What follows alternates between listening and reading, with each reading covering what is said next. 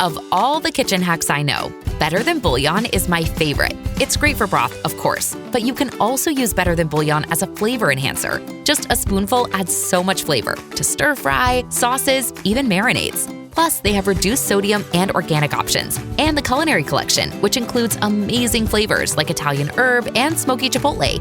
Make everything better with Better Than Bouillon. For free shipping on 2 or more jars, use code BETTER at betterthanbouillon.com.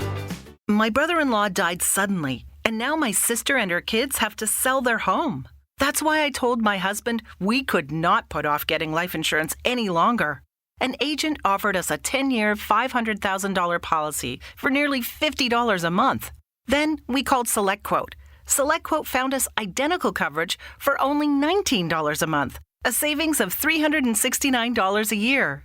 Whether you need a $500,000 policy or a $5 million policy, SelectQuote could save you more than 50% on term life insurance. For your free quote, go to SelectQuote.com. SelectQuote.com. That's SelectQuote.com. SelectQuote. We shop. You save. Full details on example policies at SelectQuote.com/commercials. Welcome to Pretty Lies and Alibis. Join us as we seek the truth and travel the long road to justice. Hi, everybody. Welcome to another episode of Pretty Lies and Alibis. I'm Gigi Fruit Loop. What you know? Did you know that? Hey, we did have some cool responses to the apple pie thing. Oh, really? I haven't got to read a lot of comments lately. Yeah, I was reading some comments. Did you know? Now this will be on Jeopardy. That some cats are actually allergic to humans. Oh, wow. So it's not that you're allergic to the cat. Sometimes the cat is allergic to you. That is funny. Yeah. Even though they have the dander and all that stuff. Yeah, I used to be allergic to cats. That's why nobody could believe I got a cat. But I think I acclimated because he was so tiny. So he'd have a lot of dander. I think it was one of those conditioning things. Yeah. So, well, that's it. I love your little random facts. They're awesome. I'm glad you decided to do that. It's just, Yeah, we had one of our listeners suggested it, and she gave me a list, and I cannot remember where she is, her name, or what the list was. Well, thank you, listener, because I love it. Yeah, some cool lady. Well, thank you, cool lady. Cool lady, I'm sorry. I don't know your name. All right. So we want to give a shout out to one of our sponsors, Two Cool T-Shirt Quilts. Go to twocooltshirtquilts.com/pretty lies and alibis and get you a quilt, a pillow. You can use your jerseys, your hats, your T-shirts, all kinds of cool stuff. Check Andrea out. She has supported us for like a year now. Yeah. We're getting close to a year, and she was the first one that sponsored us, and we just love her because she's awesome. Yep. So before we get into the Orrin and Orson West deal, just very sad update. It's not like I was surprised, but you don't want to lose hope because if you look at like Elizabeth Smart, she was missing for a very long time and she was found alive. Yep. Sean Hornbeck in St. Louis that's been like 10 years ago, another child that was missing and they found him alive. And so you always want to be positive. But look, when you're talking about little babies like that and nobody's seen them for months and months and months, it just gives you a feeling in the pit of your stomach of, what's coming. Yeah. I just always held out hope that they were somewhere. Me too. And sad update. But first, we have a couple of other little updates. Nothing major in Alexis Ware, the missing girl from here in Greenville, although today they did announce the FBI is now on board. So I was really happy to hear that because it seems like when they get on board, they just have so much at their disposal. And way more resources. Yeah, it's just a very bizarre case, and the rumors are all over the place, and I just can't keep up with them. But the bottom line is she's still missing, and hopefully the FBI can come on and provide some good support. So then while I was out running around crazy this evening, I saw where Justin Lum had posted that the Maricopa County's attorney's office will not charged Chad with conspiracy to commit murder for Brandon. They conducted a lengthy review, and they're still reviewing that charge for Lori. They haven't determined yet whether or not they will charge her. But in the report, it says that Chad, Lori, and the late Alex Cox planned the murder attempt and called him a dark soul. I wonder how they can say that they planned the attempt and yet they're not going to charge Chad. If you remember in the Gilbert documents, he was on the phone with Chad pretty much nonstop while he's waiting and leaving. Yeah. Unless, what if, dun, dun, dun, what if Chad's cooperating? Ooh. Well, look, nothing would surprise me in this case anymore. Right? And also, what was interesting, and I think I remember hearing this, but then again, maybe I didn't. The Gilbert PD never recommended charges for Melanese when they sent the case in last November. If anybody's cooperating, I would think it maybe would be her. Could be. Although she's young. She knows how these things work. I just wonder if really the bottom line was they didn't have any concrete evidence against her. Yep. Because I think a lot of this, we've seen a lot of this stuff is digital evidence. Yeah. I mean, we know Alex was there because Brandon saw him. So we know there was an attempt on his life. We know who it was. Mm-hmm. I just find it hard to believe that Alex went there on his own and nobody else knew about it. No, I mean, I know Lori and Chad knew about it, and I don't know. I'm sure Melanie did too, Melanie's, but who knows? So, all right. We just have a little bit of a backstory for you guys that haven't been with us very long. We have a lot of new listeners. And so sometimes when you pick up a podcast, we've been covering Orrin and Orson West, who actually their given names, the family said, are Sincere and Classic. That are their given names at birth, Sincere and Classic, not Orrin and Orson. That was the names that Trezell and Jacqueline gave them. Wow. So we're going to give a very brief summary of this case for our newer listeners that haven't been with us since we started covering this way back in December of 2020. Yeah. Yeah. So let's get started with that little review, and then we'll go into the arrests and what happened today in their arraignment. So they were reported missing on a Monday, December 21st. Reports that they went missing around 4:30. And the 911 call was called by Trezell at 6 p.m. 2 days after being reported missing, adoptive parents went on camera. And this, if you want to go watch, or you got to listen because we didn't have YouTube video then, but we've got, I think there's 2 episodes, right? We did a couple on these boys, and we've kind of updated regularly as much as anything came out, which was it was really around February of 21, I think, is when it went out. Yeah, you have to go back. 16th. Yeah, wherever you listen to podcasts, go back. We are still pretty new to YouTube, and there's no point in spending days and days and days just putting these up with no video. So you'll have to go listen, but it's worth a listen. Yeah, because we broke all this down. So 2 days after being reported missing, the adoptive parents went on camera. Their body language was horrible. Arms in his armpits the whole time. He didn't plea for someone to bring the boys back. It was just a really weird interview.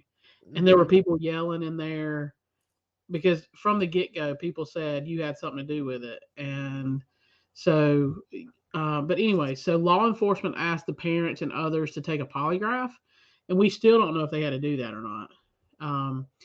So they started fostering in 2018, and they were adopted in April of 2019. They moved. This was one of the key things, if you remember back. They moved from Bakersfield, California to California City in September of 2020. And that's an hour and 19-minute drive. Trezell says they moved to be off the grid.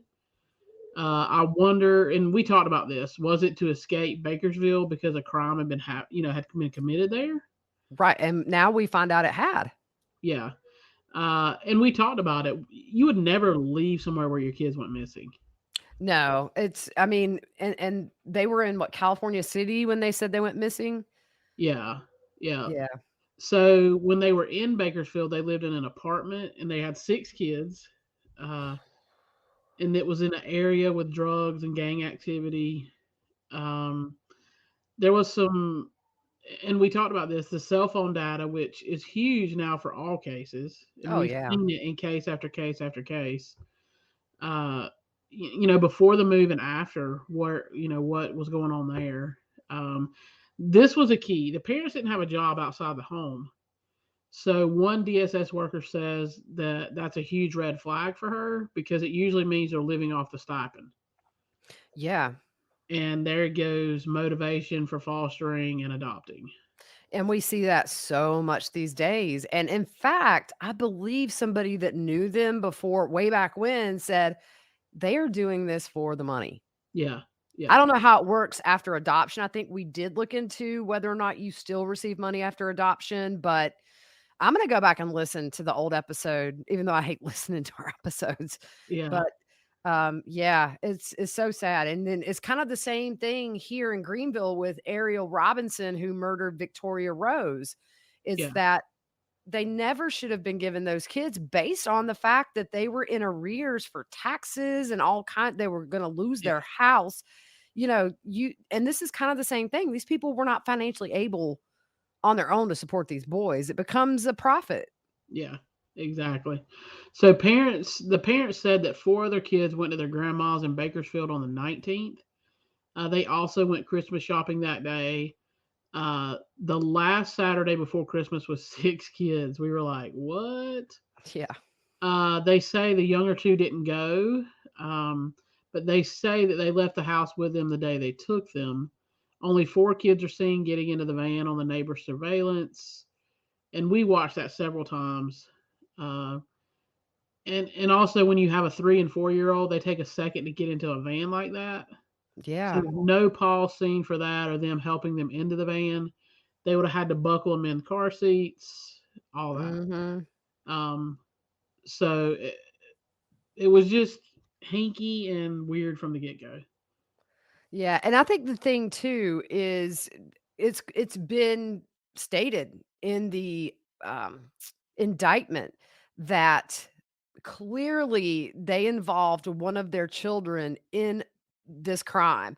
And I think the thing is, I don't know where the break was. The DA was very tight-lipped on everything, didn't give anything up. But they have professionals who can get these kids to talk. And I always say there's 2 groups of people that don't lie. That's a drunk and that's a group of kids. So I'm curious what they have heard. It blows my mind that you've involved a child and their kids were not old. They weren't even like teenagers. These are children, little kids. How horrible for a kid to know that and was probably threatened to say anything. Right, and it pretty much says so in that indictment that they intimidated witnesses, which I assume is going to be the kid, whatever. Yeah. Oh man. So, and the neighbors said they never saw the boys at the house, and now we know why. Like you said at one point way back, like, where's a toothbrush? Where's a comb for their hair or something? Give a dirty diaper from the little one. You know what I'm saying? So. Yeah. And the other thing we talked about was, where's your purchases? Right. You got a 3 and 4-year-old, you're buying diapers, you're buying... Okay, round 2. Name something that's not boring. A laundry? Ooh, a book club. Computer solitaire, huh? Ah, sorry, we were looking for Chumba Casino. That's right. ChumbaCasino.com has over 100 casino-style games. Join today and play for free for your chance to redeem some serious prizes. ChumbaCasino.com. No purchase necessary. Void where prohibited by law. 18+ terms and conditions apply. See website for details. Lucky Land Casino, asking people, what's the weirdest place you've gotten lucky? Lucky? In line at the deli, I guess? Aha, in my dentist's office. More than once, actually. Do I have to say? Yes, you do. In the car before my kids' PTA meeting. Really? Yes. Excuse me, what's the weirdest place you've gotten lucky? I never win and tell. Well, there you have it. You can get lucky anywhere, playing at LuckyLandSlots.com. Play for free right now. Are you feeling lucky? No purchase necessary. Void where prohibited by law. 18+. Terms and conditions apply. See website for details. Whoops. Yep. Exactly. So the neighbors were suspicious because the parents didn't help search. They didn't talk to neighbors, anything like that. And I think Trezell told 23 ABC that police told them to stay inside at first, and then others showed up in droves, was what he said. Eventually, neighbors in the biological family were outside the home yelling, "Where are the boys?" Oh, they lit them up. Oh, you remember? Right. Look, it doesn't take a rocket scientist. You have 2 kids. This area was not heavily traveled by cars. So if a car was in that neighborhood and they didn't know it, then they took note of it because it's not a thorough way or whatever you call it. Yeah. So the other kids are in protective custody right now. And I'm wondering, were they still there? Because I know that was when we did this episode. Had they been released back to them, or what's the thing there? Because we haven't heard any of that. No, and I mean, I was so shocked when we got the alert that they actually hadn't arrested them. I think the news of the warrant went out before, which was crazy because all it would take was them to take off or blow their brains out or do something crazy, to avoid this. Yeah. But they were arrested Tuesday night. So they're charged with 2 counts of second-degree murder, 2 counts of willful cruelty to a child, and falsely reporting an emergency. They are being held with no bond, and they had their arraignment just this morning. And Judge Chad Louis said there is clear and convincing evidence that both defendants are a significant and substantial risk to public safety and set no bail. So one thing too, that they don't know where the boys' bodies are. This is a nobody case. If they're willing to talk to investigators, I bet you the farm, they're going to go to Jacqueline and try to get her to turn. Yep. And if she didn't physically murder the boys or have anything to do with that, maybe we find out where these boys are so they can be put to rest. It's not proper to not be able to lay these babies to rest. But I bet you a lot of that's going on right now behind the scenes if she's talking. Yep. So the judge granted a request from the state to seal the probable cause declaration and the offense reports. And a gag order was requested by the state, but that was denied right now. There's another hearing on March the 8th. So 5 days, count on my fingers, Tuesday, to discuss the gag order and also to hear comments about the sealing of the grand jury document. And they pled not guilty. Get this. Their trial is scheduled for May 23rd of this year. I saw that. I was like, 2 months. Wait, what? 2.5 months. So we're not going to have to wait long to find out what the prosecution had. Yeah. And so the DA, what did they say at the press conference yesterday, Fruit Loop? So Cynthia Zimmer spoke and said December 21st, 2020, Orrin was 4 and Orson was 3. Their adoptive parents, Trezell and Jacqueline West, reported the boys had disappeared from the backyard. I get so sick of that, dude. I know. I get so sick of murderers standing in front of a camera and lying. I know. Tying up police, tying up people, just because a lot of people search for them. Yeah. Remember, there was all kind of people going and looking, out in those areas. Mm-hmm. It's just, it gets on my nerves. But it's so predictable. Letitia did it. Yeah. Obviously Laura didn't. But you do see that where these parents that are guilty or that are eventually arrested. Look, if my kid were missing, I wouldn't be able to talk. Yeah. Like I would probably need to be sedated. Yeah. I would be like at the forefront looking. Yeah. Like they'd have to drag me away. Yeah. Yeah. So the FBI and the California Highway Patrol joined the search. 1 week later, crucial info came to light that involved the DA and Bakersfield PD. This morning, I'm saddened to announce the investigation has revealed Orrin and Orson are deceased and died 3 months before reported missing. That means they were murdered before they left Bakersfield for California City. The grand jury indicted Trezell and Jacqueline for their murders. The DA requested the grand jury. I was like, sorry. Here come these notes again, y'all. It requested the grand jury convene, and they found sufficient evidence to hold Trezell and Jacqueline responsible in returning a true bill. Over 50,000. Where am I at? See, that ain't even in there. I just messed it up. You need to clean them glasses, girl. I do. Over 50 witnesses testified in front of the grand jury. No preliminary hearing. An indictment is a substitute, and we'll go straight to trial. Dude, that's what it's about right there. Let's Heck go. yeah. I mean, Forget let's do it. Yeah. Let's go. And the big thing here is their bodies have not been found. That was going to be a question. She answered that one right from, she early did. On. The bodies have not been recovered. They used direct and circumstantial evidence to prove to a jury the parents killed the boys. The grand jury worked for 3 months on this case. I was shocked with that. Yeah, that's a long time. Yeah, it'd been going on. Yeah. So Kern County has 19 people on the grand jury, and 12 must cast an affirmative vote to issue an indictment. So remember, in the grand jury, the defense is not present, only the prosecution. She said no body homicides are successfully prosecuted, and they have evidence. So she's saying even though they haven't recovered the bodies, they can still prosecute. Right. She can't discuss theory of liability of why it's second degree and not first. Their 4 other children. Oh, okay. So we did get an answer. Their 4 other children are in protective custody, and I'm so glad because I was worried about that.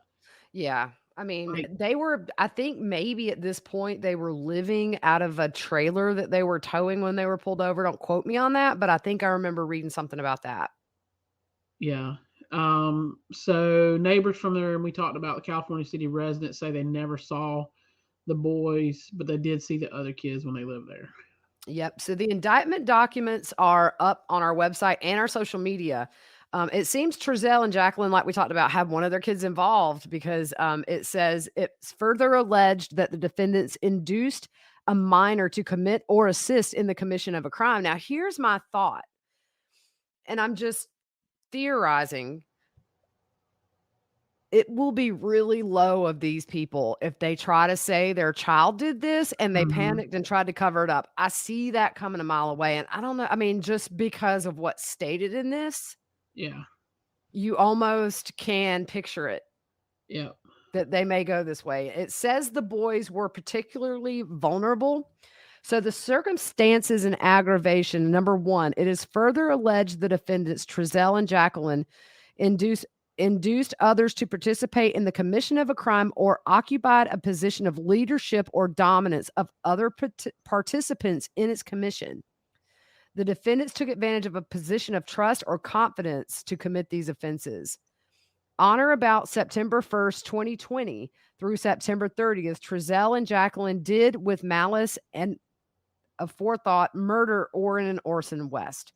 Trezell and Jacqueline committed a crime that involved great violence, threat of bodily harm, or other acts disclosing a high degree of cruelty, viciousness, or callousness. The manner in which the crime was carried out indicates planning, sophistication, and professionalism.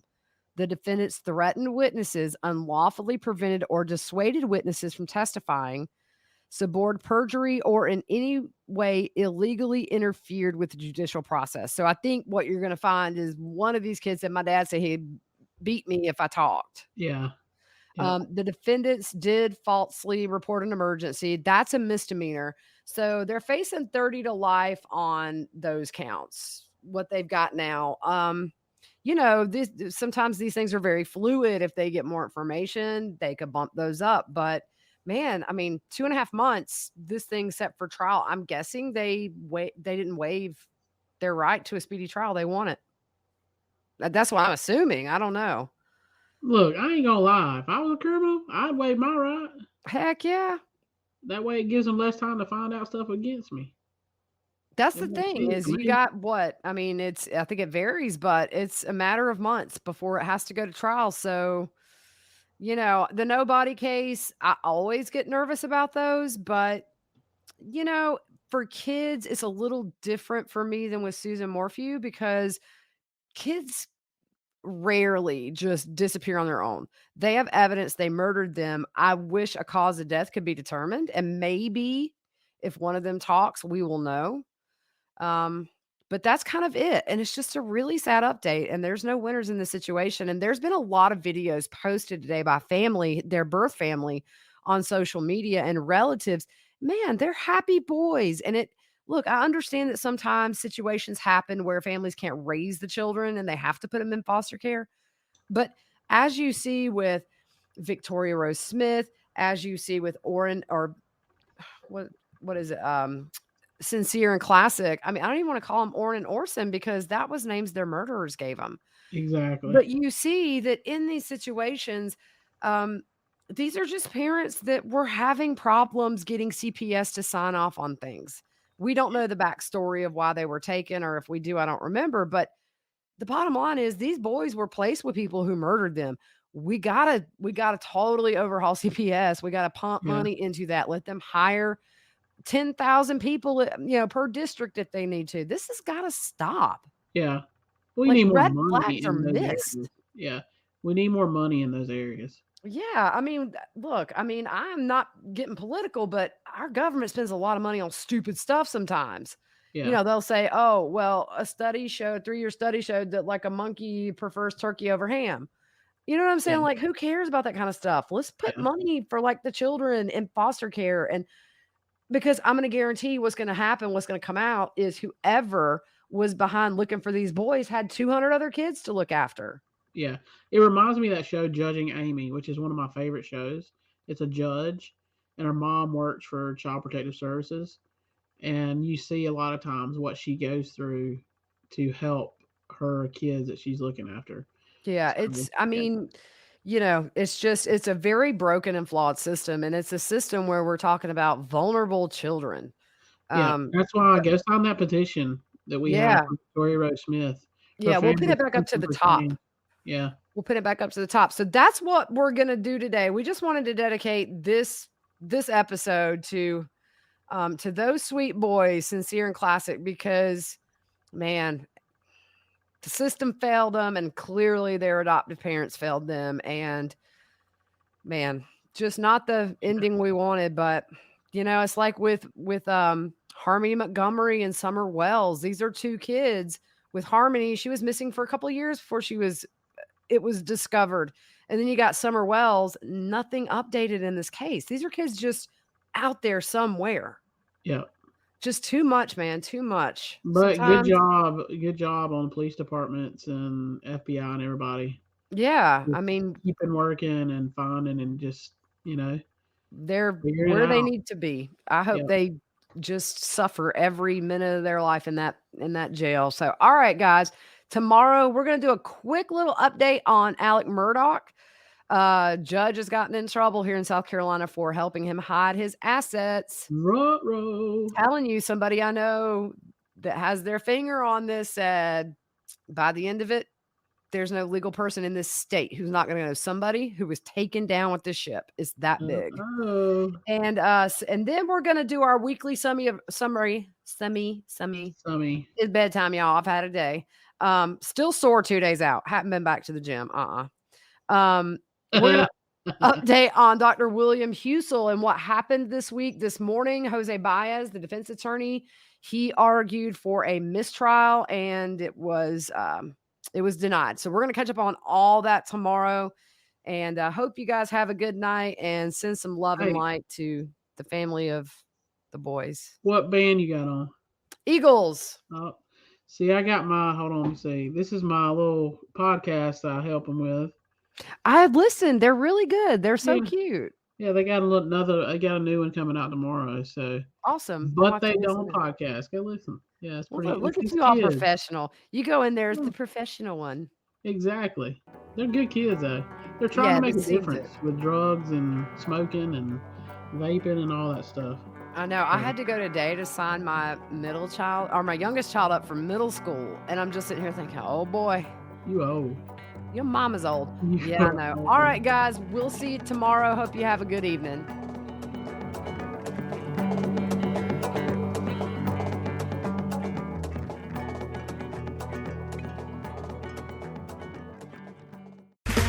Okay, round 2. Name something that's not boring. A laundry? Ooh, a book club. Computer solitaire, huh? Ah, sorry, we were looking for Chumba Casino.